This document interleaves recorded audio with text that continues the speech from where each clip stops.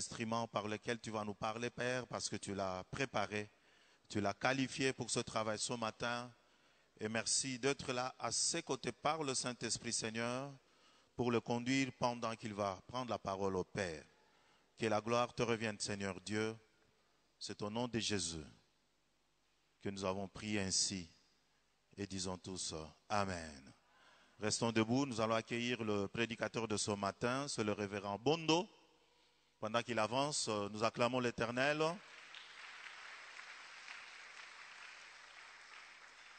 Révérend Bondo est pasteur de notre communauté. Il est pasteur titulaire à l'église locale Sebko Ngaba Kidima. Nous nous souvenons de la chorale de maman qui est venue ici et qui nous avait vendu des CD. Hein? Voilà, c'est le pasteur titulaire de cette église-là. Nous acclamons encore le Seigneur.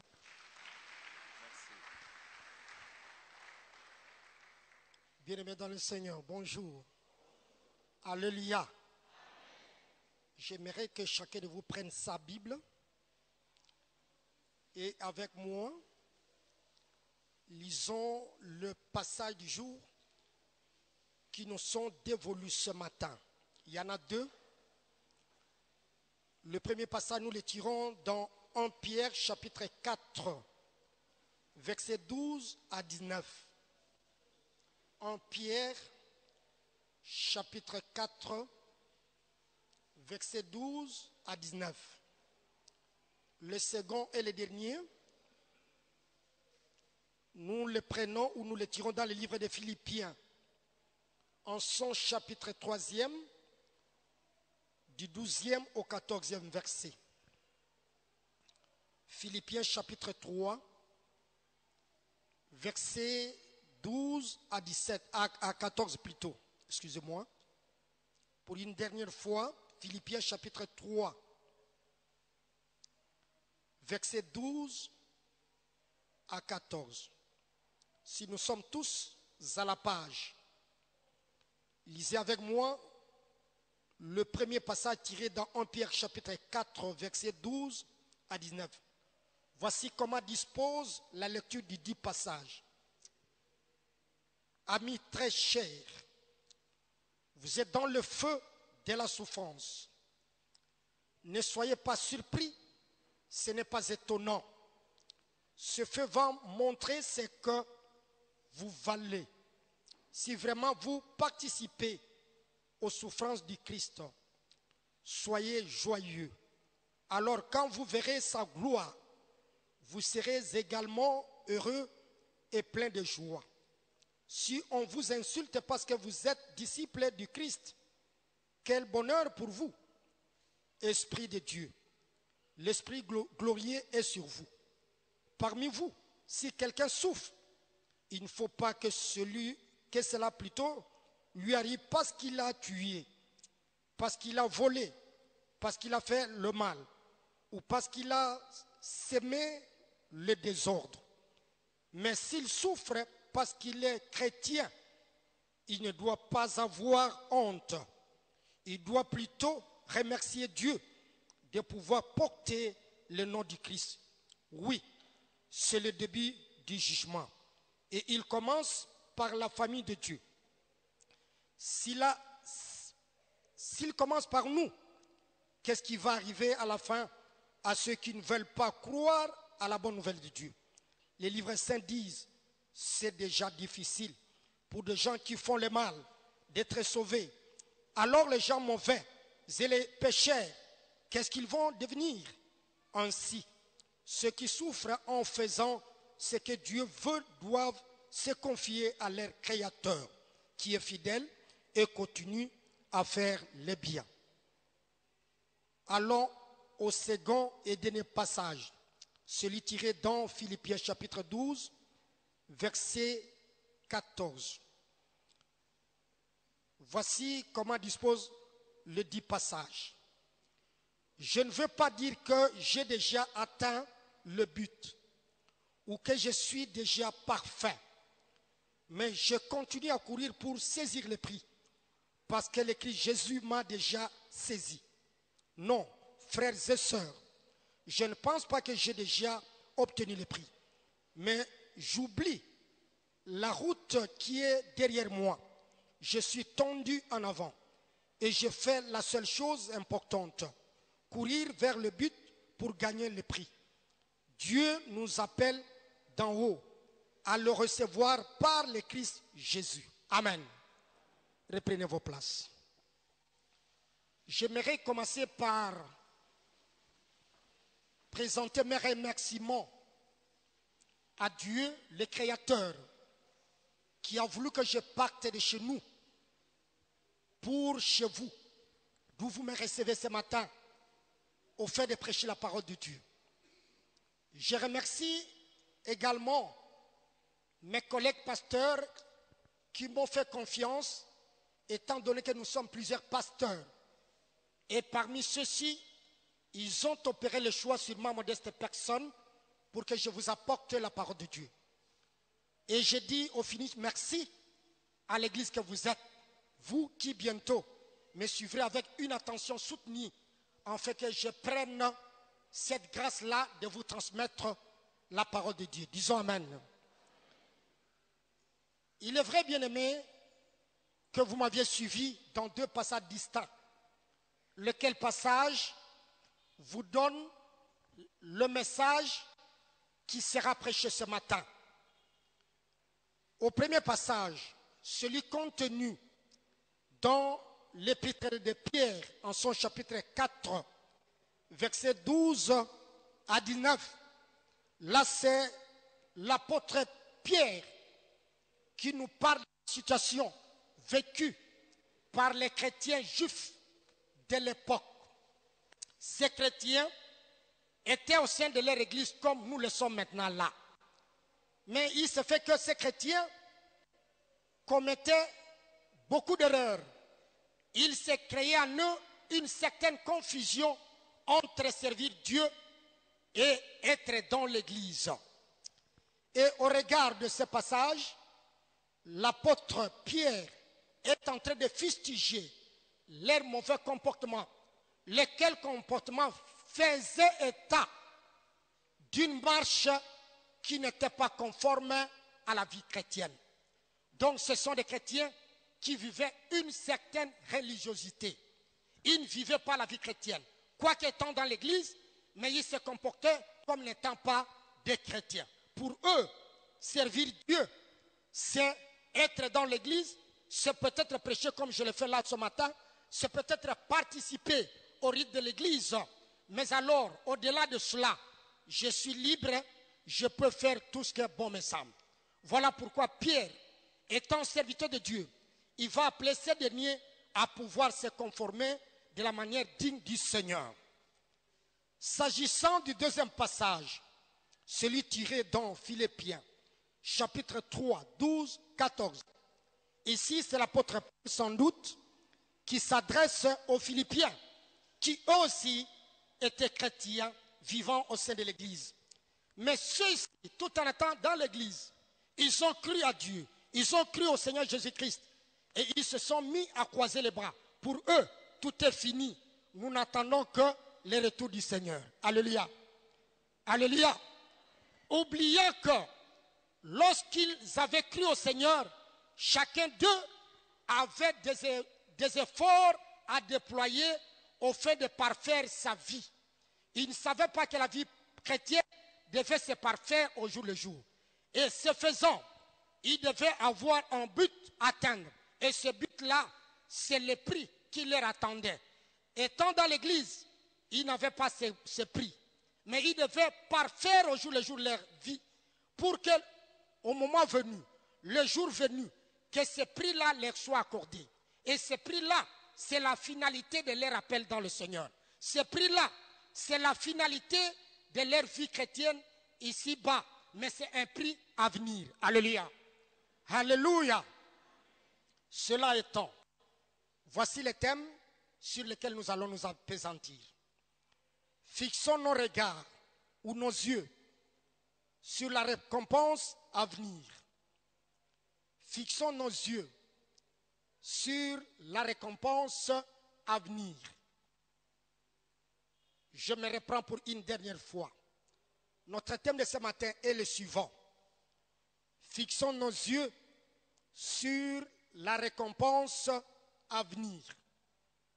Bien-aimés, j'avais bien voulu prendre trop de temps pour vous expliquer les différents concepts qui forment ce thème. Mais je me suis dit, si j'adopte cette démarche-là, je ne saurais pas vous transmettre ce message dans le temps qui m'est imparti. Je pouvais le faire si j'étais appelé à transmettre un enseignement devant un groupe donné ou dans un auditoire donné. Mais comme c'est une prédication du dimanche, je n'ai retenu que le mot récompense, lequel mot qui fera ce matin l'objet d'une petite explication. Faute du temps, je ne vais que expliquer le mot récompense. Récompense pour la plupart des frères et sœurs qui ont l'habitude de participer à des jeux concours. Ils le savent davantage, c'est que c'est une récompense. Une récompense, c'est un prix qu'on accorde aux personnes appelées à participer à une compétition. Nous pouvons dire aussi qu'une récompense peut être comprise comme étant un prix à accorder à quelqu'un qui a réussi une épreuve. Mais en ce qui concerne la Bible, la récompense est comprise comme étant le prix que le Seigneur a prévu pour toutes les personnes appelées à vivre dans le Seigneur. Pour ceux qui combattent dans le Seigneur. Ce prix-là, nous ne l'avons pas encore. Il nous est réservé au finish, c'est-à-dire au dernier temps, pendant la parousie, quand le Seigneur Jésus réapparaîtra. Alléluia. Mais cette récompense, ce prix, a des caractéristiques au regard de ce qu'il y a. Je constate qu'une récompense, elle peut être bonne ou mauvaise. Elle peut être médiocre ou excellente. Elle peut être petite ou grande. Une récompense, c'est quelque chose que nous méritons. Elle peut être éphémère. Elle peut être éternelle. En ce qui nous concerne, en l'espèce, la récompense dont Paul parle, celle à laquelle nous sommes appelés, c'est une récompense éternelle. Elle n'est pas éphémère. Elle n'est pas analogue au diplôme que nous obtenons. Elle n'est pas analogue au prix que remportent les athlètes. Elle n'est pas analogue à tout ce que nous obtenons. Aussitôt mis fin à notre fonction ici-bas, à nos fonctions professionnelles. Lorsqu'on termine les fonctions professionnelles, on est appelé à une retraite. Et la retraite confère une récompense. Mais ici, nous ne sommes pas dans ces figures de cas. Nous sommes en train de parler d'une récompense éternelle. Alléluia. Alléluia. Nous pensons qu'il y a une chose importante, outre ce que j'ai dit. La récompense, selon Paul, elle est aussi future. Elle n'est pas présente. Elle n'est pas présente pourquoi? Parce que Dieu sait s'il nous donne tout, personne ne le servira. Et si nous avons tout, nous allons croiser les bras, nous allons dormir sur l'oreiller. Et en ce moment-là, il n'y aura plus d'église. Voilà pourquoi Dieu étant souverain, il a estimé nous garder ou cacher cette récompense pour que chacun de nous qui aura travaillé jour et nuit, qui aura travaillé d'arrache-pied au jour J, qu'il puisse recevoir ou mériter cette récompense-là. Je reviens dans le texte, en commençant par celui de 1 Pierre. Bien-aimés, lorsque nous lisons l'épître de Pierre, nous constatons que les chrétiens d'hier, les chrétiens de l'époque, n'étaient pas différents de nous. Tout ce qu'ils ont connu comme des problèmes, nous le connaissons aujourd'hui. Tout ce qu'ils ont vécu au sein de l'Église, dans le monde, nous également les vivons. Bien que chacun de nous vit à une époque différentes par rapport à ceux-là. Mais Dieu n'a pas changé et les systèmes de vie représentent plutôt quelques traits analogiques. Parce qu'il y a de ceux-là qui pensent que nous sommes au Congo. Eux étaient en Asie. Eux étaient par exemple en Europe. Ils sont en Amérique. Mais nous sommes au Congo. Tout ce que nous le vivons de manière relative. Que vous ne le voulez pas. Nous vivons de manière relative. Ici, ces chrétiens qui ont été appelés à servir le Seigneur, ils avaient oublié que servir Dieu, c'est se conformer à sa volonté. Servir Dieu, c'est tout abandonner. On ne sert jamais Dieu tout en ayant une impureté, une saleté. On ne sert jamais Dieu tout en ayant des choses dont Dieu n'agrée pas. Beaucoup d'entre nous se trompent. Ils pensent que Dieu est un chef coutumier. Ils pensent que Dieu est un notable du village. Lorsque vous êtes au village et que vous allez vers un notable, naturellement, le notable, le chef du village, c'est quelqu'un qui doit disposer une certaine force mystique à travers laquelle il tire son pouvoir. Il n'y a pas de chef de village ou de groupement, je l'ai dit, sans que nous l'ayons vérifié. Mais la plupart des chefs du village, la plupart des notables sont dans la sorcellerie. Et quand vous allez vers ces gens-là, attendez-vous à posséder une force inférieure à eux. Parce qu'eux sont au-dessus, vous avez une quantité de force. Et ils sont adorés, ils sont vénérés en vertu de leur force mystique. Et c'est ça qui fait que lorsque nous sommes dans un village donné, le notable, le chef du groupement, le chef du clan étant le modèle en ce qui concerne la puissance maléfique, moi aussi, son neveu, appelé à les remplacer un jour, je peux aller quelque part dans une maison donnée, chercher aussi à avoir cette force-là. Et ces gens-là ont raison. Parce qu'ils ne vivent pas dans le Seigneur, ils vivent dans un milieu autre que l'église. Disons Amen. Outre cette force, vous allez vers un notable. Vous le verrez qu'un notable, c'est un polygame, généralement. Il a 2, 3, 4 femmes. Pourquoi? Parce que d'après la tradition, le chef ne peut pas avoir une seule femme, une seule épouse. Il y a des visiteurs qui viennent. Une seule épouse ne saura pas nourrir tout le monde. Pour parvenir à nourrir tout le monde, il faut vous engager devant plusieurs femmes. Chacune d'elles va préparer. Quand les visiteurs arrivent, chacune d'elles vient avec son plat. Vous en aurez 4, 5, 6 et vous saurez nourrir tout le monde. La troisième et dernière caractéristique que je voudrais citer, faute du temps, un notable du village, c'est aussi un petit Dieu. Il croit à un Dieu qui a créé le monde. Mais ce Dieu-là n'est pas votre Dieu, le Dieu des chrétiens. Ce Dieu-là n'est pas notre Dieu. Celui dont nous disons, il est 3 fois saint. Leur Dieu n'est pas saint, leur Dieu est impur. Voilà pourquoi un notable, lorsqu'il est là en train de travailler, lui et les siens, lui et sa suite, n'ont pas besoin de la pureté. Ils se comportent n'importe comment. Ils font tout ce qui est bon leur semble. Parce qu'il est notable du village, parce qu'il appartient à un Dieu imaginaire, un Dieu qui n'est pas 3 fois saint. Alléluia. Alléluia. Or, nous sommes différents de ces gens-là. Nous sommes de Dieu, nous sommes de Jésus-Christ. Partant du pasteur jusqu'au chrétien, celui qui nous a appelés est un Dieu 3 fois saint. Avant d'aller vers ce Dieu-là, il y a des caractéristiques auxquelles les chrétiens et pasteurs sont appelés. Disons Amen. Alléluia. Comment est-ce que tu peux aller dans un village où il y a de la boue à traverser et tu t'amènes avec de belles chaussures? Tu ne seras pas traversé.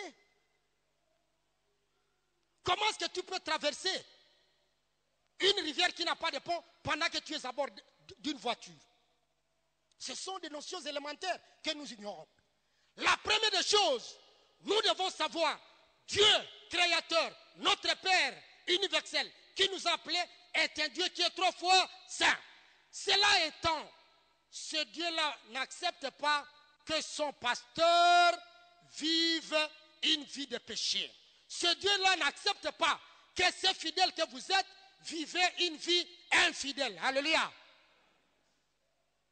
Déjà à partir de cette grande définition, beaucoup de pasteurs que nous sommes, beaucoup de chrétiens que vous êtes, nous sommes déjà disqualifiés.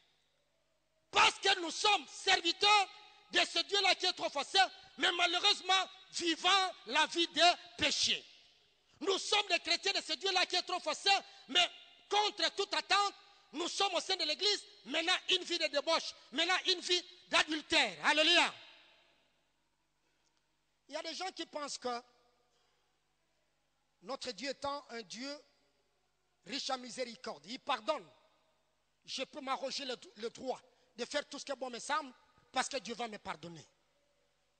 Bien-aimé, lorsqu'on est appelé à servir le Seigneur, dès lors, on est converti. D'ores et déjà, la personne commence à éviter le péché.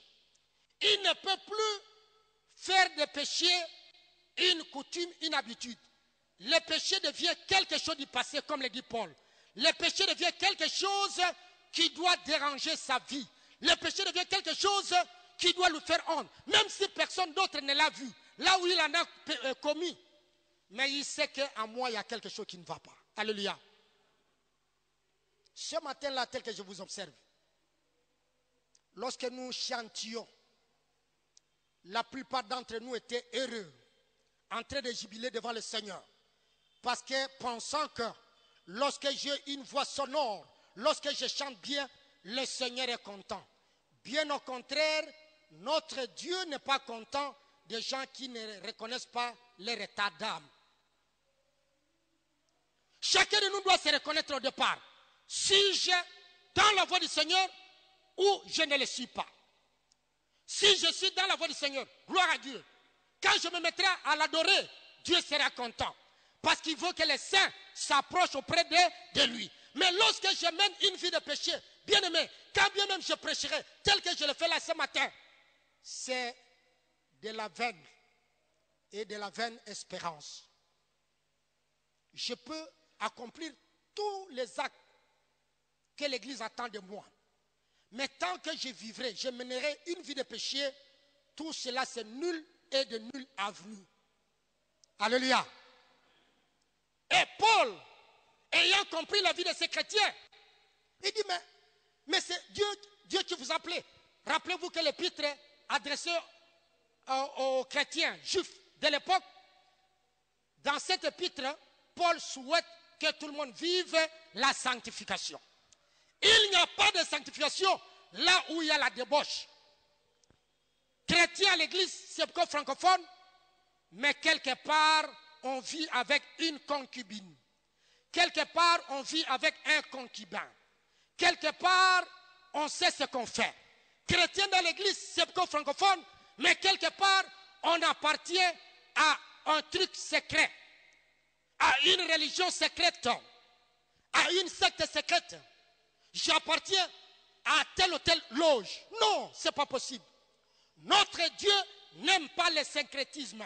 Notre Dieu n'est pas un Dieu de mélange, mais c'est un Dieu qui veut. Si tu optes pour lui, tu dois à part entière lui être obéissant. Et tu dois donner ton être à lui, qu'à lui seul. C'est le Dieu de l'exclusivité. Alléluia. Nous devons le servir de la manière exclusive. Il n'y a pas la serviabilité partielle. On ne sert pas Dieu en partie. On le sert de la manière totalitaire. Disons Amen. Il me semble que dans nos églises, il y a des chrétiens qui ne se démarquent pas du monde. Regardez quand vous lisez Paul, dans son épître adressée aux chrétiens de Corinthe, dans la théorie dite la théorie des verres d'eau. À l'époque à Corinthe, il y avait une théorie selon laquelle les chrétiens de Corinthe disaient, tout m'est permis, je peux faire tout. Je peux prendre tout ce qui m'est donné, tout ce que je vois, je peux le faire.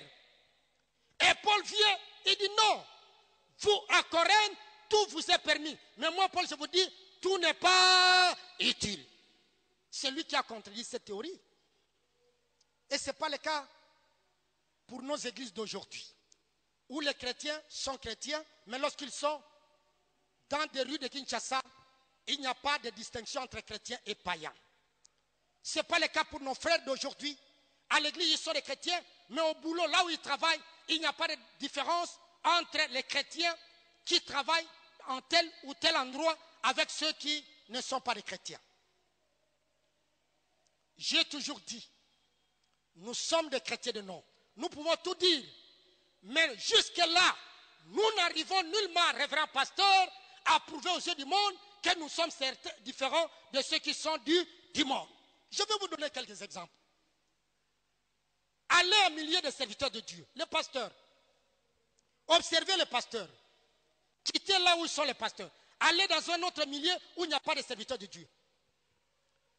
Les langages qui étaient utilisés dans des rues, c'est le même langage qui est utilisé en milieu des serviteurs de Dieu.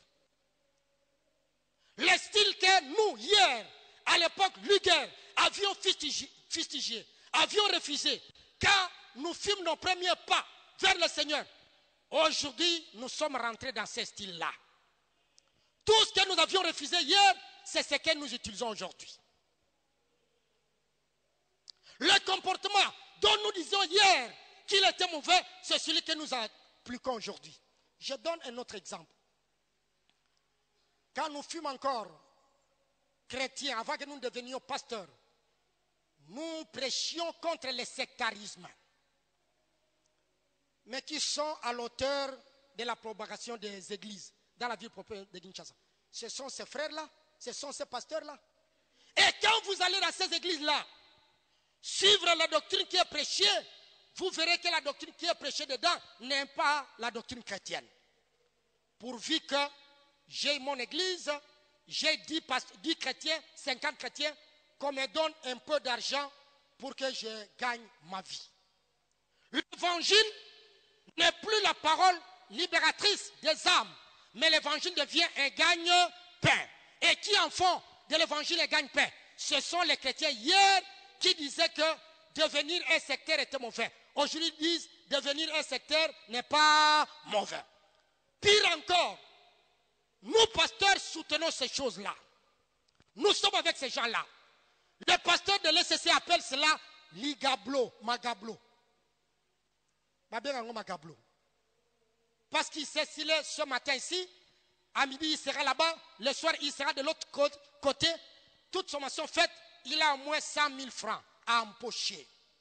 Le pasteur a oublié que Dieu ne l'a pas appelé pour faire de l'évangile un gagne-pain, c'est pour qu'il soit la voie par laquelle il peut libérer ses âmes perdues. Alléluia. Alléluia. Je viens vers vous les chrétiens. Quels sont les exemples que nous vivons? Je suis à Kitambo maintenant là. Ces questions, c'est que 2-3 personnes de l'église francophone Kitambo se transposent au marché Gambela. Qu'elles aillent plutôt au sein d'une entreprise donnée. Qu'elles aillent là où il y a les gens vivant dans la mêlée. Sans les questionner, qu'il observe la vie de ces gens-là, il verra qu'au marché, il est difficile de savoir qui prie à la Sepko Kitambo, qui prie à la Sepko Ngaba, qui est frère en Christ, qui ne l'est pas. Alléluia. Allez dans une entreprise, regardez les chefs de bureau, les chefs de service, les directeurs, les chefs de division, tout ce monde-là, observez-les de près. Il sera difficile de me dire tel est frère de la Sepko Kitambo francophone. Parce que les païens qui n'ont pas l'amour du prochain, qui savent que pour accéder à un poste donné, il y a des préalables. Entre autres, vous devez vous connaître avec tel. Il le fait, c'est son droit. Parce qu'il est de la progéniture du chef coutumier. Il a raison de le faire. Les païens qui sont dans des sociétés, ils ont raison à ne pas accepter qu'un chrétien soit engagé. Parce que le chrétien n'est pas de sa progéniture. Le chrétien n'est pas de sa généalogie. Lui ne peut qu'engager ceux qui peuvent le corrompre. Ceux qui peuvent appartenir à leur loge. Il a raison. Mais vous, chrétiens, qui travaillez à ce poste-là, comment comportez-vous face aux frères qui ne sont pas des chrétiens, mais frères de la patrie?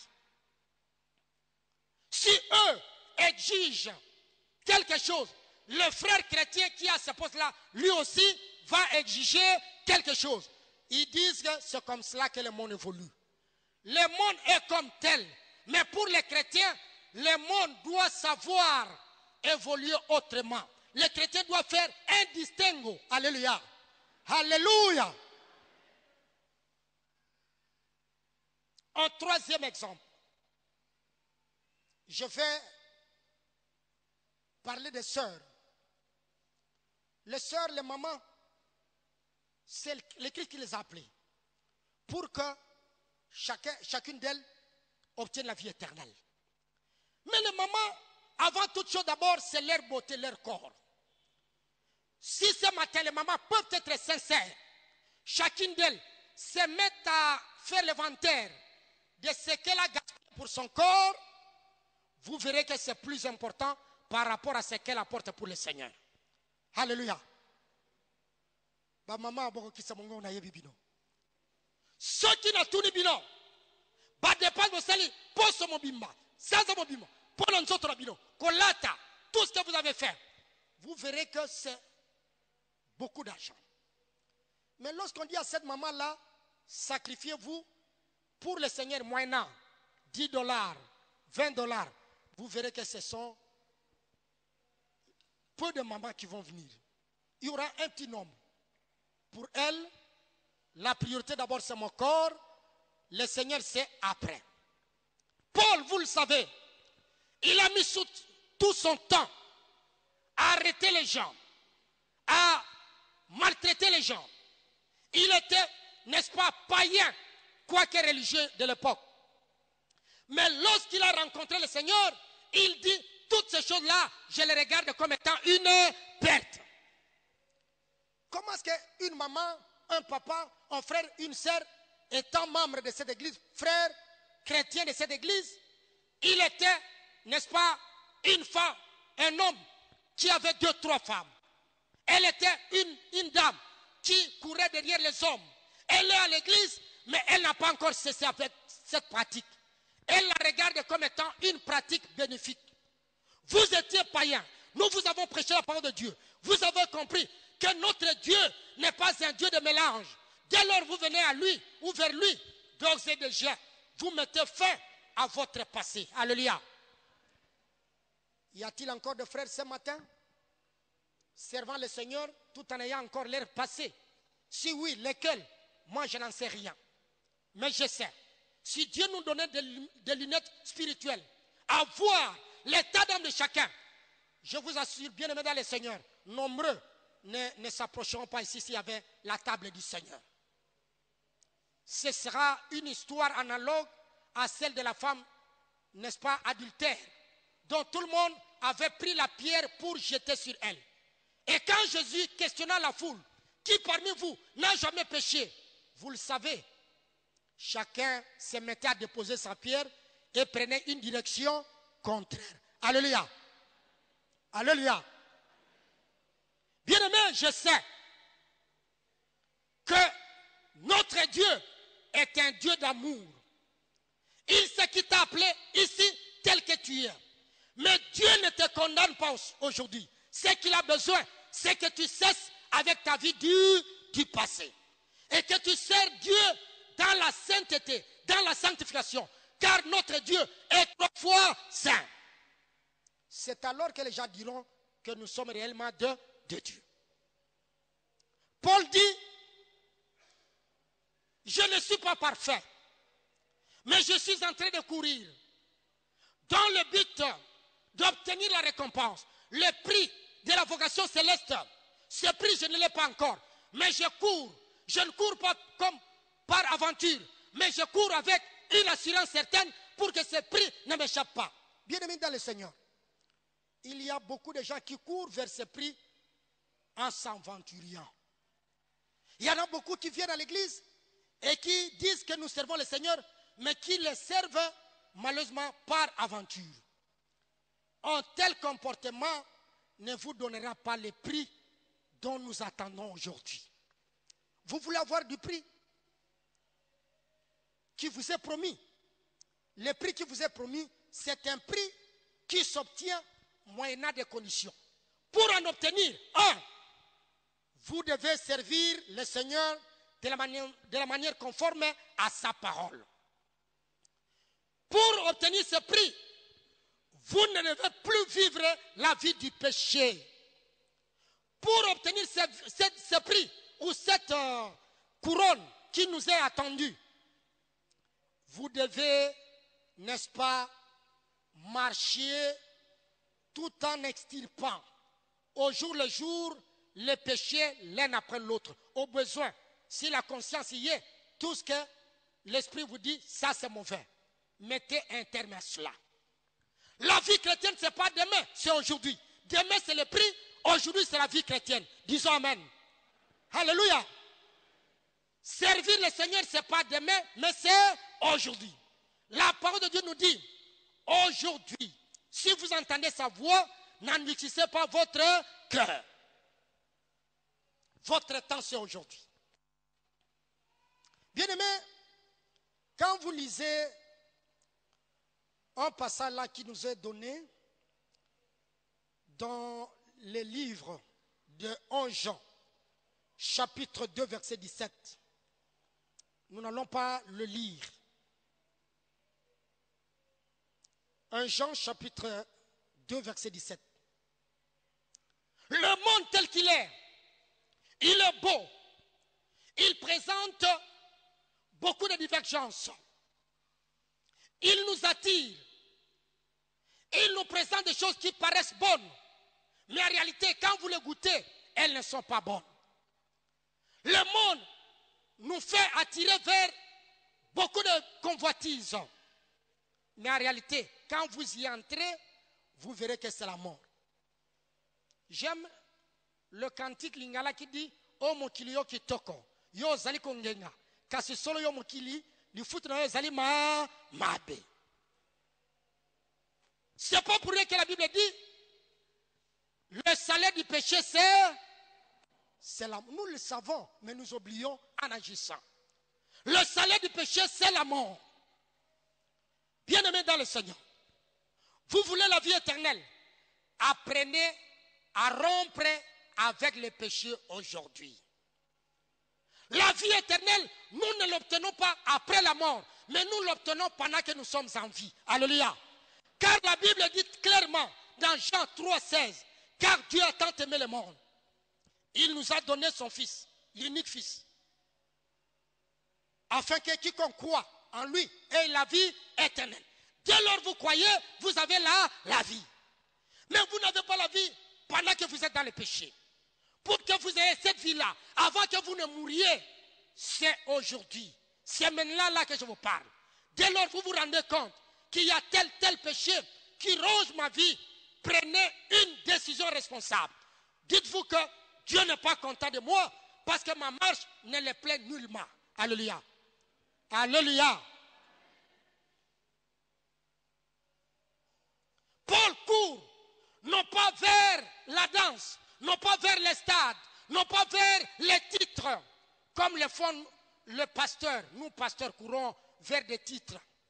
Le pasteur aime devenir secrétaire général et représentant légal. C'est le titre envié. On y va pour quelle raison? Parce qu'avant d'aller vers quelque chose, il doit y avoir un but. Nous y allions pour, quand devenant représentant légal, pour que cette communauté change, pour que nous gérons bien, ou bien nous y allons pour avoir des immeubles. Si tel est le cas, c'est de la vaine espérance. Alléluia. Nous voulons devenir président, modérateur, pasteur. Pour quel but? Pour gagner quoi? Paul ne court pas en faisant une aventure. Mais Paul court avec assurance. Il sait que hier, j'étais impudique. Que hier, je tuais. Que hier, je volais. Que hier, j'avais un mauvais témoignage. Mais comme Jésus m'a saisi, je change de comportement. On m'appelle Paul, serviteur de Dieu, je dois l'être au vrai sens du mot. Il n'y a pas de faux serviteurs pour le Seigneur, mais il y a de vrais serviteurs pour le Seigneur. Tous ces faux serviteurs qui sont dans l'église, ils n'attendent que leur jugement dernier, que vous le vouliez ou pas. Et collègue pasteur, j'ai toujours dit qu'en enfer, il y aura beaucoup de pasteurs. Qu'on ne vous mente pas, qu'on ne vous dise pas que les pasteurs seront nombreux par rapport aux fidèles. En enfer, il y aura plus de pasteurs que de fidèles. Parce que nous, avant de devenir pasteurs, le Seigneur nous a appelés tout en étant frères en Christ. Mais je constate que beaucoup d'entre nous, aussitôt devenir pasteurs, nous avions abandonné la foi, nous sommes restés dans la pastorale. Nous sommes restés dans la profession. Et c'est ça qui fait que parmi les collègues pasteurs, il y en a de ceux-là qui ne peuvent pas prendre ne fût-ce que 30 minutes de prière. Encore moins 1 heure du temps. Il y a des pasteurs qui s'adonnent à la vie d'aujourd'hui. Ils vivent comme des mondains. Lorsqu'on parle de loges, mais il y en a aussi parmi les pasteurs. Il y a les pasteurs de la Sepcos qui sont dans des loges. Il y en a. Et qui prêchent la parole de Dieu. Vous allez au niveau de l'ECC, il y en a. Vous allez dans le catholicisme, il y en a. Vous allez dans toutes ces églises qui pilulent la vie de Kinshasa, il y en a. Oh, malheur à nous. Si nous prêchons sans savoir pourquoi, prêchons-nous cette parole. Malheur à vous chrétiens, vous qui êtes dans l'église et ne savez pas qui vous a appelé et pourquoi êtes-vous là. Vous n'êtes pas là pour vous vanter des francophones ou de la francophone. Non. Bientôt là, je peux aussi faire un exercice. Je fais appel à 3 chrétiens. L'un appartenant à l'église francophone, l'autre à l'église quartier Congo, l'autre encore à la CAC. Vous verrez que chacun des chrétiens va se mettre à vanter son église. Je vous dis ce matin, oui, la francophone qui Kitamo, c'est une grande église. Oui, la francophone qui Kitamo, c'est une église qui est arrivée au stade du réveil spirituel. Je vous dis oui, la francophone qui Kitamo, c'est une église qui a fait son renom à travers la SEPCO. Mais la question qui demeure pendante est la suivante. Es-tu connu de Dieu à travers toutes ces actions? Les actions que tu poses dans cette église sont-elles bonnes? Dieu les agrée parce que tu es avec lui? Ou bien tu viens en mercenaire? Tu es là, tu travailles pour le compte de quelqu'un d'autre. Nous n'avons pas un autre chef. Notre seul chef, c'est Jésus-Christ. Alléluia. Est-ce qu'on peut applaudir pour le Seigneur? Applaudissez, gloire au Seigneur. Alléluia. Amen. Nous n'avons qu'un seul chef, c'est Jésus. Si vous êtes pour Jésus, écoutez, comprenez et suivez ce qu'il vous demande.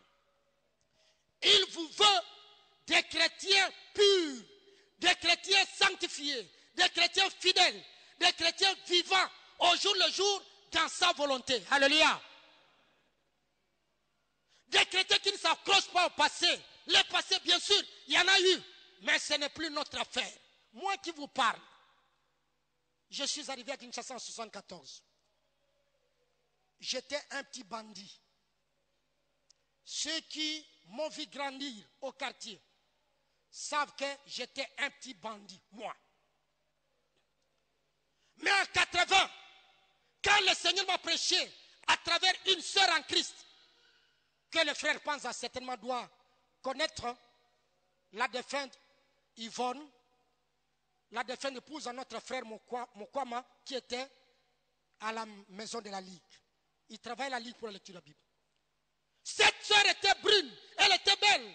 Quand je l'ai aperçue, je me dis, je dois l'approcher pour tenter comment est-ce que je peux la séduire, oubliant qu'elle était une sœur dans le Seigneur. Je vais vers cette sœur-là. La sœur me dit, frère, je t'aime beaucoup. Moi, je dis, oh, c'est la première fois qu'une femme m'aime. Alléluia. La sœur me fixe un rendez-vous. Elle me dit, nous n'avons pas du temps à nous entretenir ici. Mais donne-moi ton adresse, je viendrai te chercher. Moi, je n'avais pas beaucoup d'habits. Mais ce jour-là, je m'étais efforcé à avoir un habit qui soit propre. Il était bien repassé. La sœur devait venir à 15h. je me suis mis dans ma tenue depuis 14 heures. Parce que je me disais, elle peut me surprendre avant, de peur qu'elle me trouve sale. Alors que je n'étais pas propre parce que je n'avais pas beaucoup d'habits. Bien aimé, la sœur apparaît à plus de 20 mètres. Comme toujours, elle commence avec son sourire. Moi, je dis, ça y est aujourd'hui. Et la sœur arrive, elle me dit, frère, je t'aime beaucoup. C'est comme je t'avais ce jour-là, je t'aime beaucoup. Mais nous n'allons pas nous entretenir chez vous. Suis-moi, nous allons quelque part. Et je me suis mis à prendre un peu d'argent que j'avais. Je n'avais pas d'argent. Aujourd'hui, je peux dire que je n'avais que 10 000 francs. Tout l'argent, je prends. Et les transports qui me serviraient pour aller à l'école. Je prends tout, je mets dans la poche. Parce qu'aujourd'hui, ça va. La sœur fait un détour. Elle m'amène bonnement jusqu'à l'église Sepkongaba. Je n'ai jamais vu cette église. Je n'avais jamais vu cette église. Elle entre dans l'église. Elle me fait asseoir sur un banc. Elle dit, frère, assieds-toi. Est-ce que nous pouvons prier? Non, ma soeur, moi aussi j'ai prié. Alors que je n'allais pas à l'église. Elle a prié. Et après la prière, la soeur a commencé à me prêcher. Mais je n'avais jamais compris jusqu'à aujourd'hui. Depuis que la soeur avait commencé à prêcher, je n'avais nullement répliqué à tout ce qu'elle me disait. Moi qui étais un petit bandit, devant une petite soeur, je n'avais pas répliqué. Parce que ce n'est pas la soeur, mais c'était Jésus-Christ. Ce n'est pas la soeur, mais c'est Jésus qui m'a saisi. Bien-aimé, si Jésus te saisit, ce que tu trouves utile aujourd'hui, demain, tu le trouveras inutile. C'est à quoi tu t'attardes, à perdre ton temps aujourd'hui, tu penses que c'est important. Tu sauras si Jésus te saisit que ce n'est pas important. Pour terminer, la vie chrétienne ne s'arrête pas parce que nous sommes à l'église. La vie chrétienne ne s'arrête pas parce que nous sommes convertis. La vie chrétienne ne s'arrête pas parce que je suis pasteur portant une colle pastorale. Ça, ce sont des étapes de la vie chrétienne. Nous ne sommes pas appelés à la vie chrétienne seulement. Outre la vie et au-delà de la vie chrétienne, il y a une couronne. Il y a une récompense qui nous attend. Mais cette récompense n'est pas donnée à tous les chrétiens de la francophone Kitamo.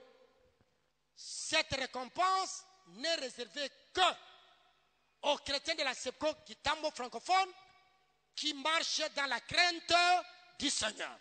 Tous ceux qui considèrent les péchés comme étant passés et qui adoptent comme mode de vie Jésus-Christ. Ceux qui acceptent de marcher jour pour jour et l'heure après l'heure avec le Seigneur.